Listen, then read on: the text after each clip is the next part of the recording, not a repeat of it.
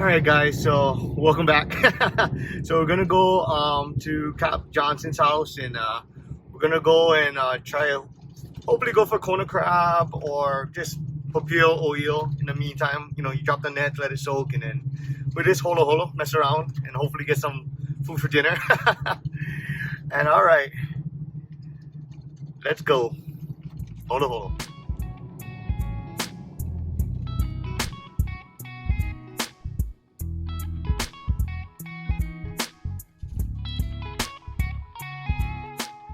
Another beautiful day in Hawaii, but the wind is picking up a little, as you can see, and there's a little rain. But you know what they say, no rain, no rainbows.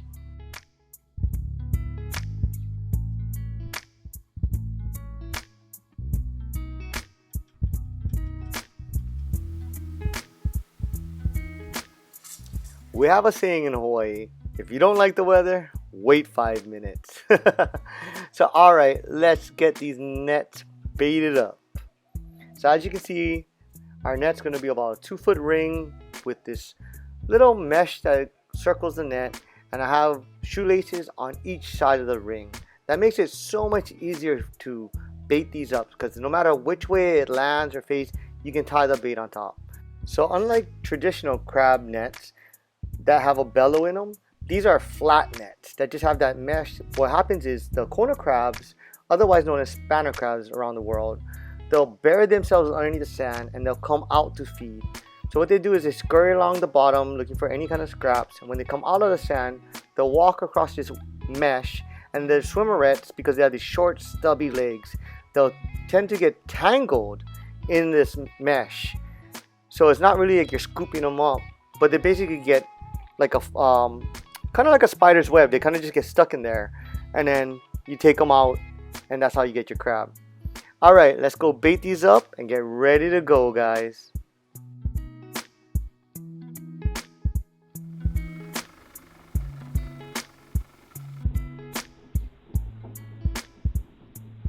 Oh, Roger. Let's go set the nets. Alright.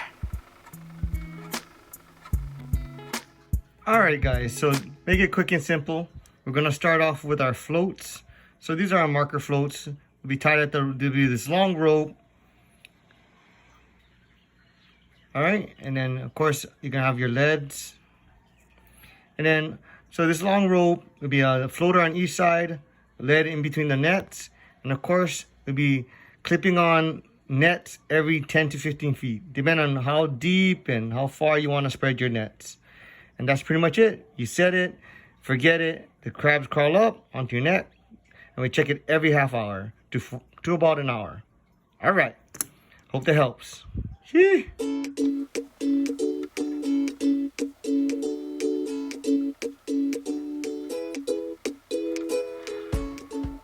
Oh, brah.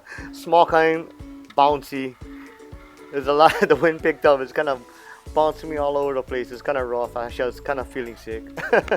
So if you out there getting seasick too, I feel your pain. So you see how we're just driving forward. I'm just letting the line out and frantically every 10-15 feet trying to clip one on as best as I can. And then what happens is it'll just bring it to the bottom, and the last lead will hold it all on the ground, and we'll come back and go check these guys out. All right, made it through the string. Here we go, our markers. Time to go and holo. Let's go see if we can catch some oio, PAPIO, or nabeta. Maybe time for bottom fish. Here we go. So right here we're going for nabeta. We start off with a nabeta. We have like a damashi rig with a little bait, just bouncing the bottom, bouncing the sand. Hopefully get something. And I think we also put a oio rig out, but obviously we did that for like an hour and nothing. So then we decided to go pick up the nets. I got it. Yeah, it was like perfect timing. I was like, oh, you sucker. Yeah, I got it though. That's good. Almost missed a float. So good thing I got it. I'll put up my lead line, and then I'll go check the nets. So every time there's a crab on the net, what's going to happen is I'm going to pass it back to Cap Johnson. He's going to make sure it's a legal, so make sure it's a male to one. Like so, all females have to be let go. And of course, if it is a male and you be able to keep it, it has to be 4-inch carapaces, like basically from the tip of his nose to where the tail starts. So we've been getting a lot of, as you can see, a lot of females and stuff. Like this is a male. You see how by the horns on his top part and has a really skinny tail. That's how you. So remember this: skinny tail, it's a male. All right, that's the easiest way to remember it. So we're just gonna keep picking up line. All you need is a super strong stud in the front to pull the line for you, and then pass you the nets. So I pass it back to Cap. He unhooks it, takes all the females, throw them back, all the undersized ones too. And what I do is I replace that net with our spare nets that's already baited up. That way, when we throw it back out, it's nice and easy. So a really good system. So here we go. Keep pulling it up. There's a crab. Pass it back. If not, just stack it up and get ready to throw it back out once we're done.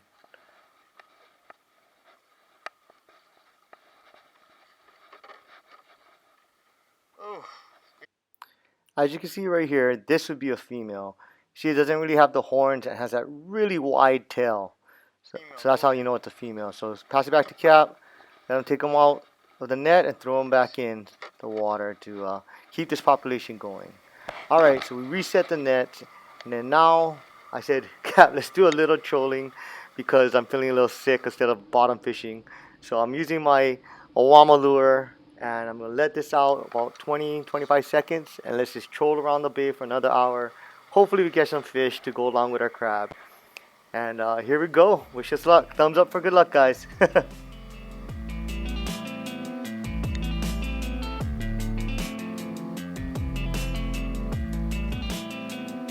Miss, I think. Miss. Felt the nibble.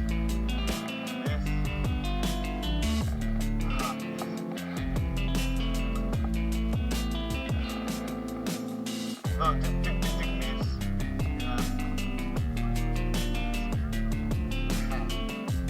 That's crazy, though. Like, oh, those are typical miss. I thought I had him when I was like, oh, frick.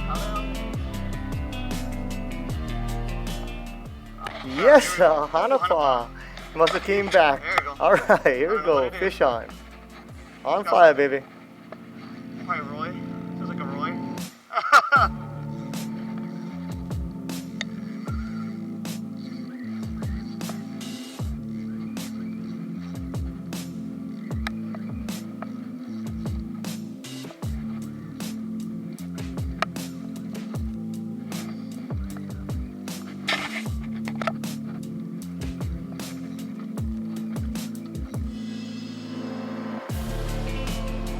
I thought I saw a flash. Yeah, I see a flash. It's a white. Maybe. I have light line. Yeah, nice white cap. They're not huge, but take it.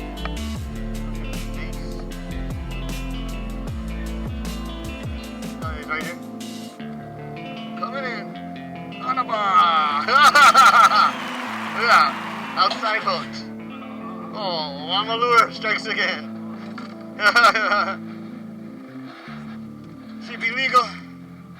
Oi, oi, oi. Oh yeah, he's about 14. 14. That's good enough. Make some sashimi with this guy. Nice. Oh, Roger. The set line again and see what we catch. Here you go, Cap. Go get him. Yeah, all over. And usually they run in school, so. Wait. What time is it? Oh, yeah. All right, Cap. We gotta go check the nets. All right, let's go check the nets, guys.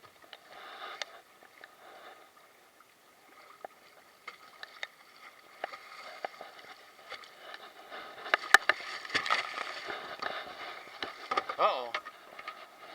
That's not a good start. Oh, there's color. Okay. Oh, there you go. There you go. Bam, son. Okay. Bam, I gotta put this here. Look like male. Okay. Oh. Maybe the males are farther out, huh? They're like the deep water. open season for these crabs here in Hawaii is from September to April. So the easiest way for me to remember is any month with an R in it is that's the month you can go harvest Kona crabs. And again, only the males must be 4 inches from the tip to where the tail starts, and no taking of females ever. All right, Hanapa, what we got? All right, and then these spanner crabs prefer bare, sandy areas. They usually can be found buried in the sand, from which they scavenge for food and launch their attack to eat other small fish and other crustaceans. The meat is brilliant white, succulent, sweet, and delicious. All right, let's go clear these nets and do a little bit trolling before we go in, because I think we got enough. So, oh, here we go, fish on cap. Here you go. I seen a big splash behind the boat. What you got? Nice size ava. Here we go, Cap. Bring them in. Nice one. Oh yeah, on fire, baby. Here we go. Oh, too bad. My camera just died right there. But here's the ava that he caught. It was actually a really big one. And I got a bunch of Kona crab just for me and him, for our families. And stay tuned, because I'm going to make a catch and cook. We're going to have air fried fish topped with a delicious Southeast Asian sauce, raw Kona crab, and one of my favorites, lomi ava. So good. What's up, guys? Welcome back. There's another Catch and Cook with your shirtless chef Joe. Now, but for real, I'm gonna make a Southeast Asian style fried fish. But instead of frying it, some people out there say, hey, what if you don't fry? Or, hey, Joe, do you fry everything? No, I don't. But I got this new air fryer, ready to get to the new stove. So, since I got the new air fryer, I'm going to actually try air fry the fish and then do the Southeast Asian style cooking. So, wish me luck, and it's actually kind of cool. So, we get to do it together. Remember, teamwork is sharing the blame. So, I take your guys' suggestions, and I'm going to try to do it. So, we're going to do an air fried fish Southeast Asian style. All right, let's go. Oh, but before we start, clean the fish and check this out. I guess PAPIO do eat PAPIO. Look at that. That's what I found in his stomach. Crazy, huh? I know you fishermen out there would appreciate that. I was like, what? What is that? All right, guys. So all we're going to do is already pre-cleaned. We cleaned it. All I'm going to do is score it. Ooh, I should probably take this guy off. So I never used to do this, but some other guy showed me this where they just take this little scoot off. This is just a little sharp piece right there. And and it actually helps out a lot. So we just take this little scoot off and bam. So that way we can eat the whole thing without any hassle. Okay? So we do the whole thing. We're going to score it real quick. We're going to do boat fish. 3 strikes. Same direction. I'm going to score it like this. That way it'll get more in. Bam. Put some X's in there. Got a little garlic salt, pepper, little S&P.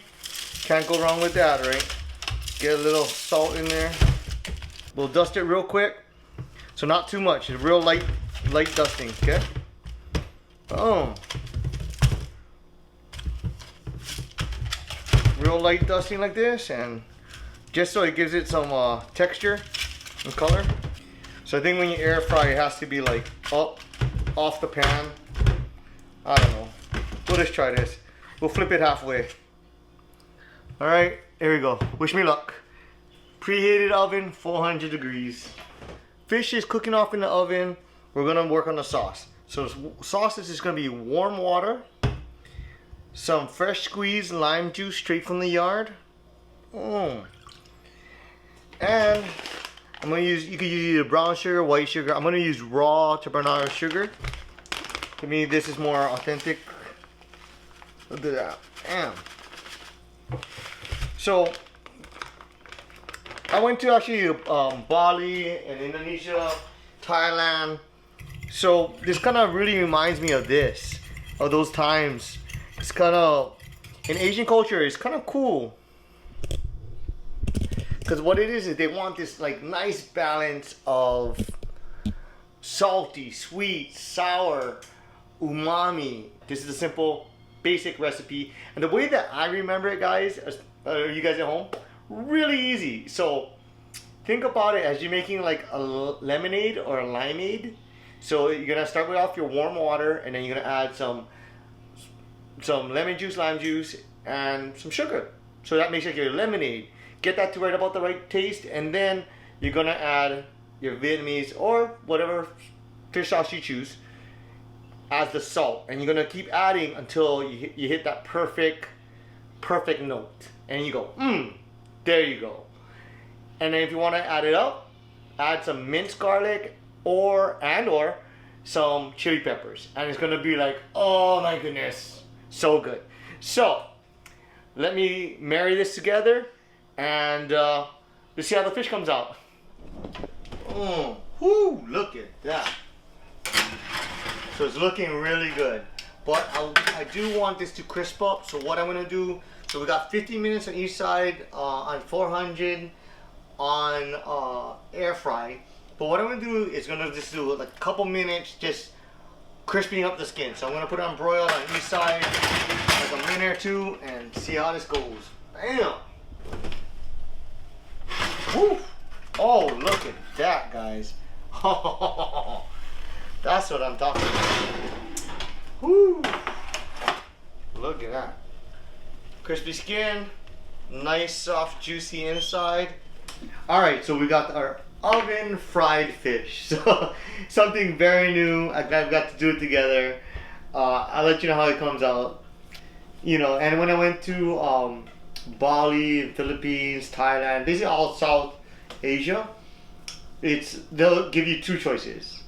And my wife will agree with this. In fact, basically you're gonna have two choices. You're gonna go, you want it grilled or fried? You want fish? Grilled or fried? Unless you do that Chinese style, which would be steamed, but other than that, every other place in the world would be grilled or fried.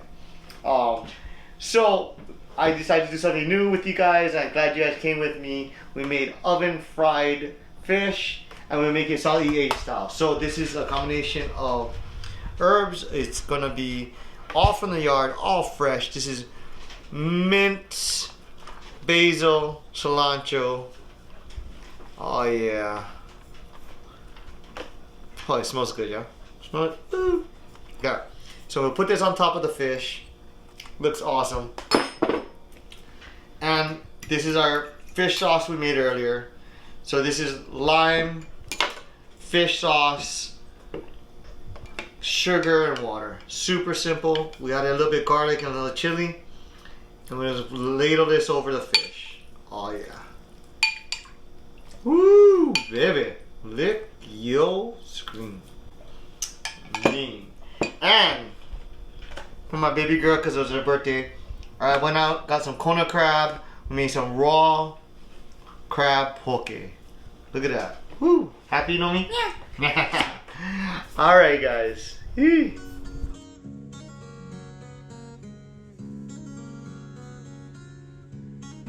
Nomi, how's the raw crab? Good.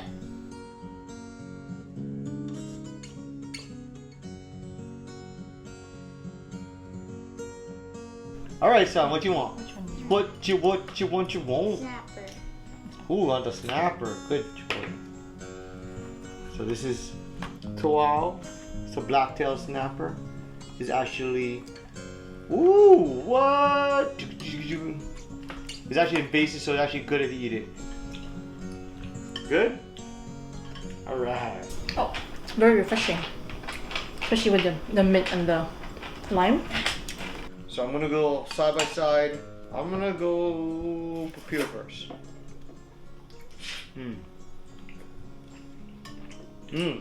Alright, now let's try the TOAU. Oh, that's good. That's good. Woo, look at that. If you know, you know.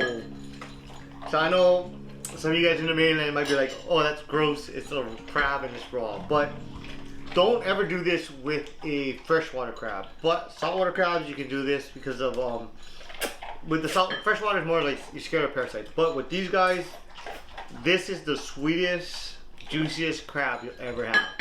So all I did was, of course, clean it, quarter it, and I made my own special salt blend with salt, turmeric sugar, garlic powder, garlic salt, and a little bit of chili pepper. And it is, whew.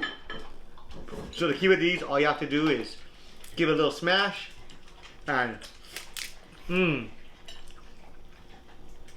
suck it right out. That is, oh, it's sweet, buttery. Oh, it's so good. Right, Nomi? Look at you. Oh, yeah, how much already? Good thing it was your birthday. Good, right? Oh man, this is true Hawaiian seafood candy. This right there. Salty, sweet, delicious. All right. Trying to get you guys one. Oh, that's horrible. I'm gonna have to edit. All right, here you guys go. Lick your screen. All right. Cheers, guys. You know what, guys? You guys are getting a double header because there was actually too much fish to eat at one night. So the next night, this is our next night's dinner. We made lomi ava ava, and it came out awesome. Here you guys go. All right, so we got our lomi, which is our scrape meat from our ava ava. So that's just the pure meat. Just cut off the head, scale it, flip it open, scrape out the meat. Super simple. Put it in a bowl. Make sure no more bones or scales. I chopped up some tomatoes, some Maui sweet onions, and some green onions. This is the basic. That with a little salt water. And of course, this is just regular water with, I use a lye salt, which is salt that's on dried on clay bed. So it gives that nice earthiness and a little bit of sweetness. And of course, my secret ingredient is dried shrimp. And look at this. So what I did was, I actually, you know, dried shrimp is so expensive. I thought, you know what? I have a dehydrator. I'm going to make my own. So you see this thing? This thing was like this big. It comes out to this. So if I ever do this again, I'll just buy it. I learned my lesson. I'll just buy this thing. But I made my own. So we're going to chop this all up to little bite-sized pieces. And we're going to throw it in here. So right now, I'm just adding a little water to the meat. Just to, I guess, stretch it. And also what it does is it makes the meat softer. So I can search for this any bones that I miss, I can catch it. So this is why it's called lomi oio. Lomi means to knead or massage in Hawaiian. So that's what we're doing. We're kneading and massaging this, feeling for any bones. You can also use a cheesecloth. Some people use that, or stick it to a colander. But to me, the best way is do it the Hawaiian way. Just feel for bones or any scales, anything that you might have missed. Especially because you're gonna be just mopping this. You know what I mean? You know, like grandma's choke on bone or nothing. So just gotta make sure this is all set. Everything looks good. So now we're gonna add all of our dry ingredients. Everybody into the pool. Oh. Okay. And again, we'll mix this up. Okay, so then now, you see how it looks like that? What we're gonna do is we're gonna have to add our salt. So this is our heavily salted water. I'm just gonna add a little bit of thyme. Okay? If it's too loose, you can always add a little bit more salt. But you can always add salt, you can't take it away. So make sure if you're gonna add salt, do it at the end. And let this sit for a while, like at least 10-15 minutes in your fridge. Just so whatever residual salt will kind of like soak into all the meat. So that way you can get a really good taste and flavor from it, you know? See where we at? Woo! Baby, lick your spoon. Oh yeah, look at that. Woo! Homemade sausage from my neighbor. Some steak and some whole beef tongue. Yeah, that's like $100 worth of beef tongue, huh, son? Super good, huh? Yeah. Yeah. Oh, look at this. Oh yeah, I got lomi ava, some toast, some veggies, some that smoked sausage that my neighbor made because I gave them a bunch of stuff. Steak and of course beef tongue. Oh, Yeah, no, me, your birthday week, huh? You're getting all your goodies. Kona crab, fish, everything, huh? So, alright, guys. Oh, I wish you guys could try this. Look at this. Here, I'll give you some. Look at that. So this is my perfect surf and turf. We have like lomi ava ava, which is kind of like lomi oyo, and we have our this is our beef tongue. So I finally found some. It's kind of expensive right now, but since I have a meat slicer, I used to be in the jerky business. For all you don't know, I used to own like Joe's Firehouse beef jerky. So it kind of got big and wild, but I did it just to put my kids through school. And now that they're done with preschool and all that, you know, I kind of gave it up to spend more time with them. But look at that. So beef tongue, homemade sashimi my neighbor made, steak, grass-fed steak, veggies, and lomi oil. So let's try this ava. Oh yeah. Oh, here we go. That's good. This just broke them all. All right, guys. Cheers.